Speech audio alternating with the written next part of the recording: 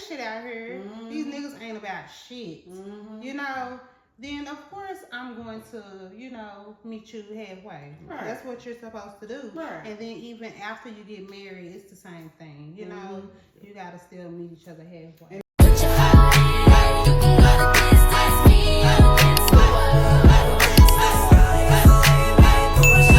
My reason I even wanted to share this story is because God is real and He works.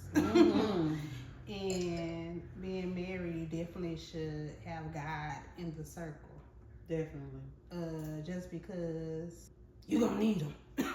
You're gonna need Him. You know, we humans, we people, we feel how we feel. It really takes a higher power to help a marriage stay together. And when you are getting married, you know, you are doing it up under God. Yeah. So you're like making an oath towards God, and He's blessing that union because that's what He has set for us anyway. Right. But anyway, my story is, you know, me and Quinn, we've been together for about 17, 18 years, a long time or whatever. Yeah. And, you know, we only been married, it's going to be our 6-year anniversary. So before we even got married, you know, of course the woman, they're like, okay, when we gonna get married? You know, we had a baby and stuff, whatever. And you know, the men, they be a little hesitant just because I think they want everything to be perfect. And the woman, is that not true? Well, no, let me okay. But you like, you got it, baby. I think they want everything to be perfect, and the woman is thinking, I'm gonna be with you regardless. Like, it ain't been perfect and we still together. When you gonna marry me, you know? So anyway, after a couple of years, you know, I was just waiting, me wondering if Quentin was truly my husband. I was praying, asking God, like, is this my husband or whatever? And how He ended up proposing to me. This is my reason for even bringing this up. How He ended up proposing to me was, so I'm at work and every day on my lunch break, I call him and talk to him on my lunch break. Well, this day I didn't plan on calling him. And he was waiting on me to call him because he was wanting me to give him my pastor's number. Now, this same day, which was a Friday, was my birthday, which was it was also the day that we were having our annual Christmas party at the church. You know, the church host. So it was a lot of stuff going on this day, and Quentin was at home waiting on me to call him, which I had no intentions because at work, this is our last day before we're out for Christmas break. We're having a spread, we're having a party, we're passing out gifts. Yeah. So I didn't call Quentin. Me not knowing this, my pastor ups and called Quentin. And we're just like, hey, Brother Baker. And Quentin like, who is this? And he was like, this Pastor Hill. And Quentin like, oh, hey, Pastor, what's up? He said, I don't know. You tell me, God told me to call you. And not even knowing, me not knowing that Quentin had planned to propose to me that day. You just have to incorporate God in your marriage. Definitely. And, you know, He'll work it out. He'll work it out. And that's exactly what happened, you know, and I just want to say this story. That was a great story to me. My pastor had called Quentin, and they set up a whole little proposal at the Christmas party on my birthday. Yeah, it was great. It was great. You did good, right? You did good. What made you just knew, like? You know, sometimes you just when you become self-aware, I guess, I had already knew what I needed to do with myself. Yeah. So it had been past that point with me, and I was having all these expectations, and I was communicating, this is what I want, this is what I expect, and we spent some time apart. And when we came back together that last time, I just made it clear, this is what I need to be different. I needed something different. Show me something that I haven't seen or experienced with you that's gonna let me know this is where, you know, I should be, because I don't circle back. When I'm done, I'm done.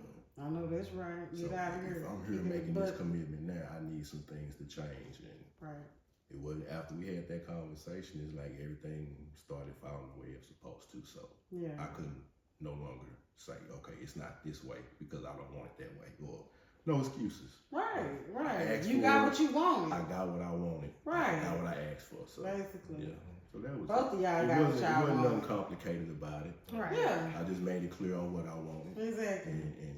And you do have to make it plain. I had to start with me first, though. Yeah, you did. I couldn't have all these expectations and then that part. You know, I don't got to do nothing.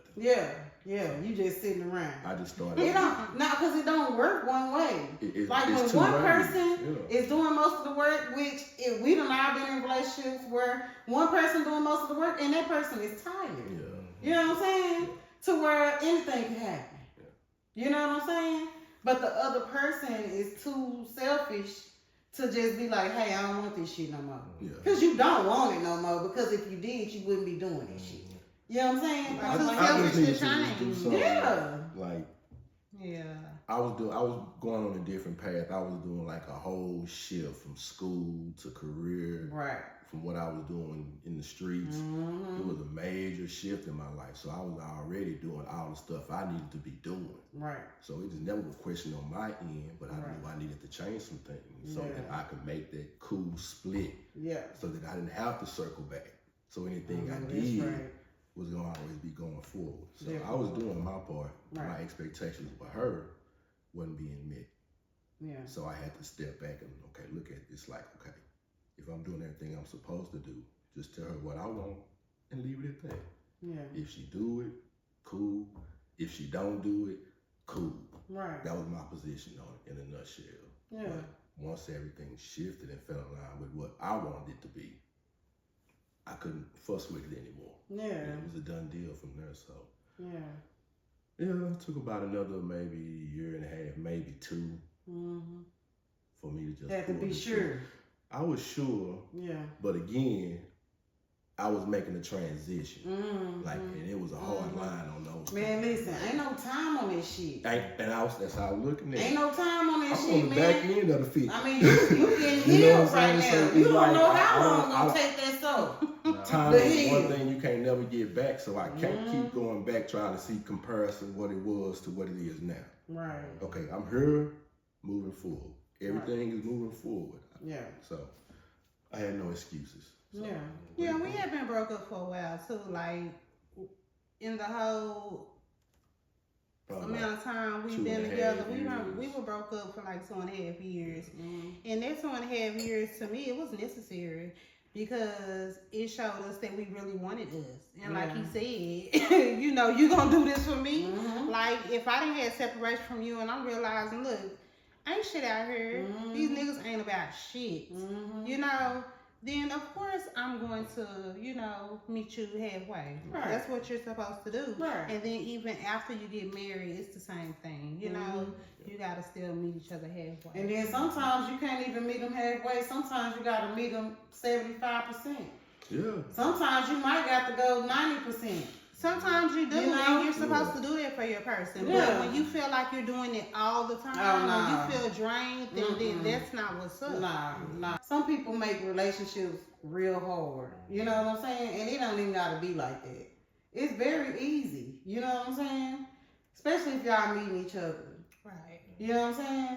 And if you want it, it gotta be something you mutually want. Definitely. I think a lot of people really don't be vested in it. They really don't care if it come or go. They just in it because it's there. You there. Yeah. You done came over my house. They doing what everybody else doing. Right. You know, they just familiarity. Oh, that's my boyfriend. You know what I'm saying? Right. That's what everybody else doing. So that's why you doing fighting. You get used to the back and forth. We cool today, not cool, and then time passed. And why waste that time going back and forth with somebody else so you stuck? I wasn't trying to be stuck. And I wasn't going to be with nobody else that wanted to be stuck. I understand. So that's why I was like, it was all in or nothing. Believe me, I understand. I cut your ass off. I just had a real bad problem with a cycle, though. You know what I'm saying? I had got myself stuck in cycles to where, like, I would take people back, knowing damn well they ass probably going to do the same shit. Yeah. But, you know, I ain't going to say I was bored, but I was just, you know, just probably comfortable. Yeah, like I know what they gonna give me. It ain't gonna be much, but I can handle the little bullshit they gonna give me. Yeah. Like it's familiar, you know. And then once I figured out, like, bro, you gotta cut that shit off so you can get what you really deserve, right? And that's when it happened. That is so true. And we both, and I guess it really happened around the same time. Mm-hmm. And that's when, because around that time too, I was transitioning from dealing with a situation. Like I knew what I wanted. I got tired of dating the same type of shit too. You know what I'm saying? I was already married before, and getting out of that. And you see the stuff that you don't want. And you done dealt with this so long. I can't do that. Like, so I had to find myself as a man to really know what it is and stand on that. Not be picky, not be too, but understand, like, in order for me to be able to even lead as a man the way that I am, I need that woman that see me. You know what I'm saying? Understand me. So Right. it's like once I made that prayer, man, she was right there. And I just should, you know what I'm saying? And that's the thing, when you say that prayer, it's so real. When you say that prayer, when you going to give it to God, and quit trying to figure it out for yourself. And just be patient. Don't get nobody no tension. Just wait. Just be patient. Just wait. That's what happened too, Cause when I met her, I told her, I said, man, I ain't talking to nobody else, man. He be cleaning the earth for it. He be getting it ready. Yeah. That's the part I ain't never had no issues with, cause I ain't never had a trail of them.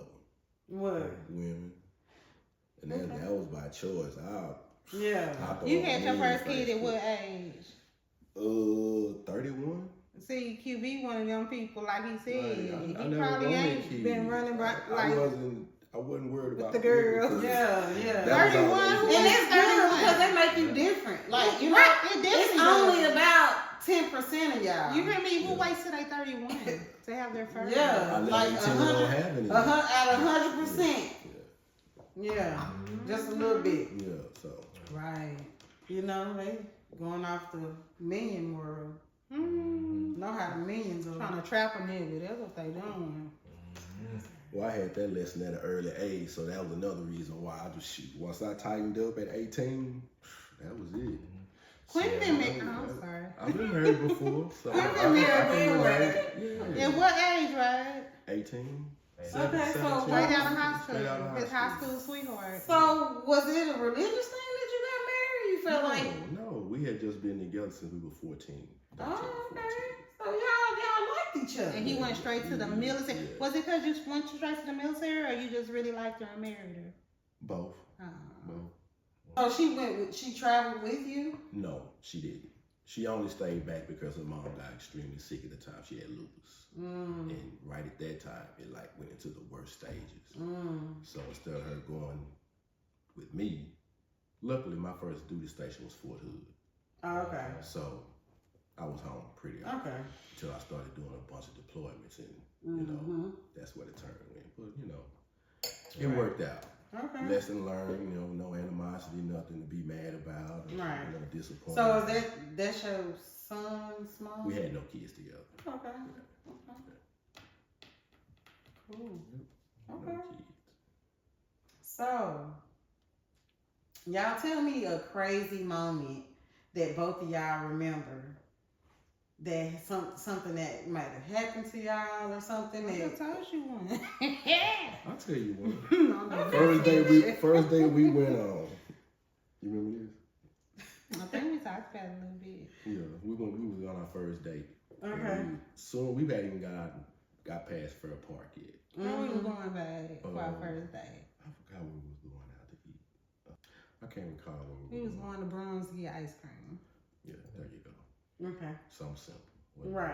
Right. First date. First Ice day. cream date. First day. And what Right. about Police pulled us over.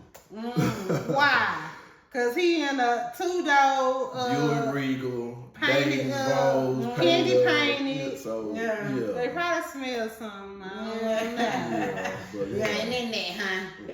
But I tell you what, he had all his stuff together. Everything. He had his Can't- insurance, That's his, what's up. you want to call my Listen. employer? He had, like, If you you supposed to have ride it lined up, In a candy painted. especially when you doing What? what he had it. He had everything. Yeah, they want to see you. You know, in your younger days, we didn't get no driver's license where I was from. I mean, you know, We just drove. And then we didn't have no insurance or nothing. That's what I'm saying. That's why I'm telling Bruce. Them no insurance. I had tickets insurance. was piled up. Babe.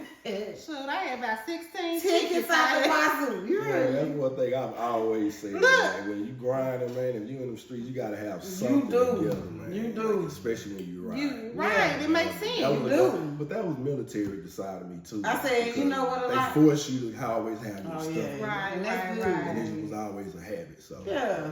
But We guess, just from South Dallas. but like how you said, we didn't have license, we didn't have nothing, Nothing. right? He took me to get my license, y'all. Okay. When we got together, he was like, "You got nothing. You need." He took me, y'all, to get my That's what's up. license. Cause it's not even that hard. yeah. You know what I'm That's saying? crazy, right? It's not even that hard. But That's just how being from where you from, see, We that's ain't that got product nobody. of the environment type of we shit. ain't had nobody. Yeah. Yeah, we don't like all the shit we know now. We taught ourselves this shit. I've been on my own since I was 15, literally. You know. Yeah, between my grandmother and my mom, though, they didn't play. You just gonna have your stuff together. Yeah.